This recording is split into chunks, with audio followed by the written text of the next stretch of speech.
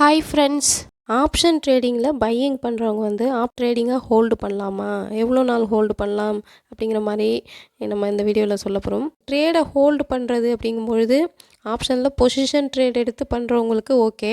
Option பையராக இருக்கீங்க, நீங்கள் வந்து இன்ட்ராடே பண்ணுறீங்க, டெய்லி வந்து ட்ரேட் பண்ணுறீங்க அப்படின்னா ஸோ நீங்கள் வந்து எவ்வளோ நாள் வந்து ஹோல்டு பண்ணலாம், இன்றைக்கி எடுத்து அதை வந்து நாளைக்கு செல் பண்ணலாமா, டெய்லி அது மாதிரி இன்றைக்கே நம்ம வாங்கி வச்சுட்டு நாளைக்கு பண்ணலாம், நாளைக்கு வந்து செல் பண்ணலாமா, எவ்வளோ நாள் ஹோல்டு பண்ணலாம், இந்த மாதிரியான ஒரு சில டவுட்ஸ்லாம் சில பேர் கேட்டிருந்தாங்க.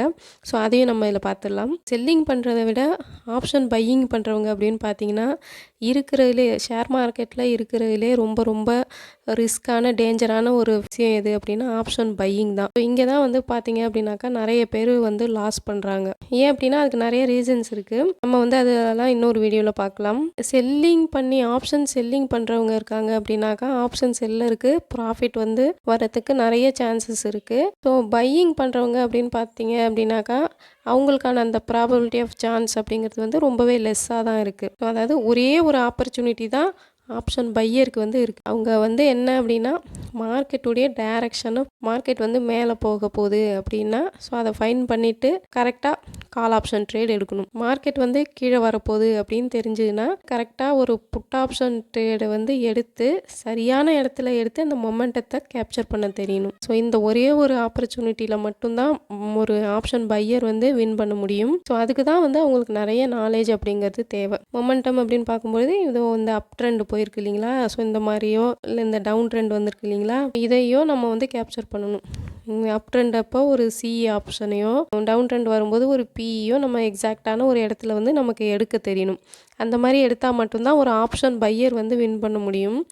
பட் இதே சமயம் பார்த்தீங்கன்னா ஒரு செல்லர் வந்து அந்த அப் ட்ரெண்டில் வந்து அவங்களுக்கு ப்ராஃபிட் வரும், டவுன் ட்ரெண்ட் வந்தாலும் அவங்களுக்கு ப்ராஃபிட் வரும். எந்த சைடு வந்து ட்ரெண்டிங் மார்க்கெட்லேயே உங்களுக்கு ப்ராஃபிட் உண்டு. மார்க்கெட் வந்து ஒரு சைட்வேஸில் இருந்தாலும் ஆப்ஷன் செல்லிங்கில் ப்ராஃபிட். சப்போஸ் மார்க்கெட் வந்து ஒரு அப் ட்ரெண்ட் போகும்பொழுது ஒரே ட்ரெண்டாக போச்சு, அகெயின்ஸ்டாக செல்லருக்கு அகெயின்ஸ்டாக போயிட்டு அப்படின்னா மட்டும்தான் அவங்களுக்கு வந்து லாஸஸ் வரும். அதுவுமே அவங்க வந்து மேனேஜ் பண்ணிடுவாங்க. இப்போ நம்ம வந்து இந்த இடத்துல ஒரு ட்ரேட் பண்ணியிருக்கோம் அப்படின்னா அந்த ப்ராஃபிட்டை புக் பண்ணியிருக்கணும் கால் ஆப்ஷன் எடுக்கும் பொழுது.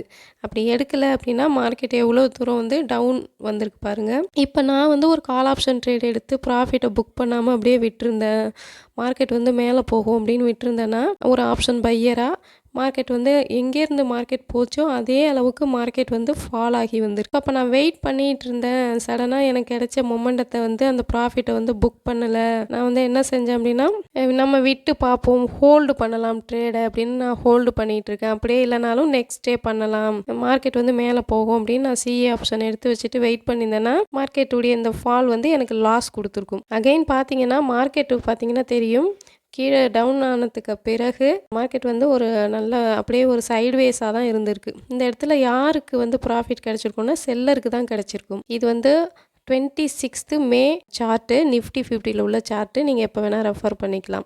ஓகேங்களா, பாருங்கள் நல்ல ஒரு சைட்வேஸாக தான் இருந்திருக்கு. இந்த இடத்துல ஆப்ஷன் பையருக்கு வந்து கிடைக்குமா அப்படின்னா ஃபஸ்ட்டே நீங்கள் வந்து சிஏ ஆப்ஷன் எடுத்து வர அந்த மொமெண்டத்தை கேப்சர் பண்ணிவிட்டு வெளில வர்றது மட்டும்தான் பையரால் வின் பண்ண முடியும். மற்றபடி இந்த மார்க்கெட் வந்து செல்லருக்கு தான் ஃபேவராக இருக்குது. ஆப்ஷன் ட்ரேடிங்னாலே வந்து அது செல்லருக்கான ஒரு மார்க்கெட் தான். ஸோ அதில் பார்த்தீங்கன்னா இப்போ வரக்கூடிய அந்த அப் ட்ரெண்டு, டவுன் ட்ரெண்டு, அந்த சைட்வேஸ் மூணுமே வந்து செல்லருக்கு வந்து ப்ராஃபிட் கொடுக்கும். நம்ம அந்த கரெக்டான ஒரே ஒரு டைரக்ஷனை வந்து ப்ரிடிக்ட் பண்ணி கன்ஃபர்மேஷன் பண்ணி பையர் வந்து என்ட்ரி எடுக்கும் பொழுது மட்டும் அந்த ஒரே ஒரு ஆப்பர்ச்சுனிட்டியில் மட்டும்தான் பையருக்கு வந்து என்ட்ரி கிடைக்கும். இதனால ட்ரேடை வந்து ஹோல்டு பண்ணுறது அப்படிங்கிறது வந்து ஒரு ஆப்ஷன் பையராக இருந்தீங்க அப்படின்னா ஆப்ஷன் பையருக்கு வந்து அது அந்த அளவுக்கு ஃபேவரபுளாக இருக்காது. இப்போ பிடிஎஸ்டி ட்ரேட்லாம் பண்ணுறாங்க அப்படின்னா இன்றைக்கி வாங்கி வச்சுட்டு நாளைக்கு விற்கலாம், பை டுடே செல் டுமாரோ அப்படிங்கிற இந்த மாதிரியான ட்ரேட்லாம் ஆப்ஷன் பையர் வந்து நீங்கள் இப்போ தான் ஒரு பிகினராக வரீங்க அப்படின்னா நீங்களாம் தயவு செஞ்சு பண்ணாதீங்க ஃப்ரெண்ட்ஸ். அது வந்து உங்களுடைய கேபிட்டலை வந்து கண்டிப்பாக வந்து லாஸ் பண்ணிடும்.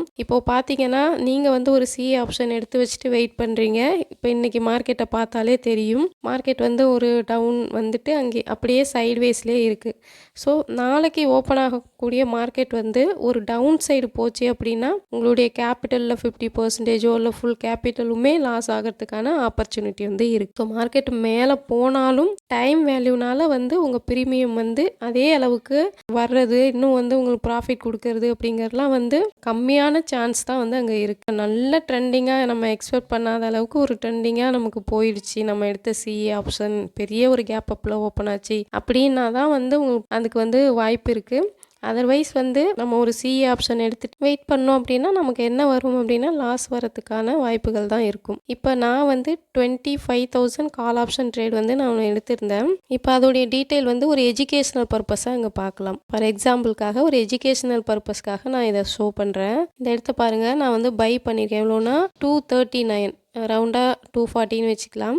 நான் வந்து ஒரு 240 ரூபாய்க்கு வந்து ஒரு லாட் வந்து பை பண்ணிவிட்டு 257 257 அதாவது வந்து ஒரு 17 பாயிண்ட்ஸ் வந்து ப்ராஃபிட் வச்சு நான் வந்து செல் பண்ணியிருக்கேன். இதை ஒரு லாட் மட்டும் நிஃப்டியில் நான் வந்து இந்த ட்ரேடை எடுத்திருக்கேன். சிஏ ஆப்ஷன் எடுத்ததுனால மார்க்கெட் மேலே போகும் அப்படின்னு நான் இதை விட்டுட்டேன், ஹோல்டு பண்ணுறேன் அப்படின்னா 240க்கு நான் வாங்கினது வந்து அதோடைய ரேஞ்சு வந்து அதே நம்ம எக்ஸ்பெக்ட் பண்ண மாதிரி சிஇ சைடு போச்சுன்னா ஒன்றும் நமக்கு வந்து ப்ராஃபிட் வந்து வரும். சப்போஸ் போகலை, ஏன்னா வந்து மார்க்கெட் வந்து எங்கேருந்து போச்சோ அந்த அளவுக்கு ஃபால் வந்திருக்கு, அகெயின் சைட்வேஸாக இருக்குது.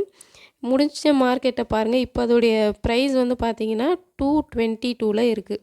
நான் இந்த ட்ரேடை ஹோல்டு பண்ணேன் அப்படின்னாக்கா இப்போ லாஸில் தான் நான் ஹோல்டு பண்ணுவேன். அகைன் மறுநாள் வந்து இப்போ 27th மார்க்கெட் ஓப்பன் ஆகும்போது இது வந்து ஒரு டவுன் சைடு மார்க்கெட்டாக போச்சு, மார்க்கெட் ஃபால் ஆகிருந்துச்சுன்னா இப்போ 222ல் இருக்கிறது அப்போ 140யோ 100 சம்திங். ஸோ இந்த மாதிரி வந்து குறைஞ்சிடும். சப்போஸ் அப்படியே மார்க்கெட் வந்து மேலே அங்கேருந்து வந்தாலுமே டைம் வேல்யூனால ப்ரீமியத்துடைய வேல்யூ வந்து இன்னுமே கம்மியாக தான் போயிருக்கும்.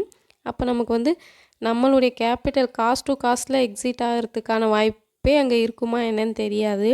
ப்ராஃபிட் அப்படிங்கிறது வந்து நமக்கு வந்து ஒரு கொஷின் மார்க் தான். ஸோ ஒரு ஆப்ஷன் பையராக இருக்கீங்க, நீங்கள் வந்து அதுவும் பிகினராக இருக்கீங்கன்னா ஒரு எக்ஸாமுக்கு போனால் எப்படி நம்ம கொஷின் பேப்பரை வாங்கி அதுக்கப்புறம் தான் அதுக்கு ஆன்சர் பண்ணுவோமோ அதே மாதிரி மார்க்கெட் ஓப்பன் ஆனதுக்கப்புறம் உள்ள டேட்டாவை ரெஃபர் பண்ணி அதுக்கப்புறம் நீங்கள் ட்ரேட் எடுக்கிறது தான் டெய்லி வந்து உங்களுக்கு வந்து பெட்டரான ஒரு ஆப்ஷன் ஃப்ரெண்ட்ஸ். பிடிஎஸ்டி மாதிரி வாங்கி ஹோல்டு பண்ணுறது அப்படிங்கிறது ஆப்ஷன் பையிங் பொறுத்த வரைக்கும் பெட்டரானது கிடையாது, அதுவும் பிகினர்.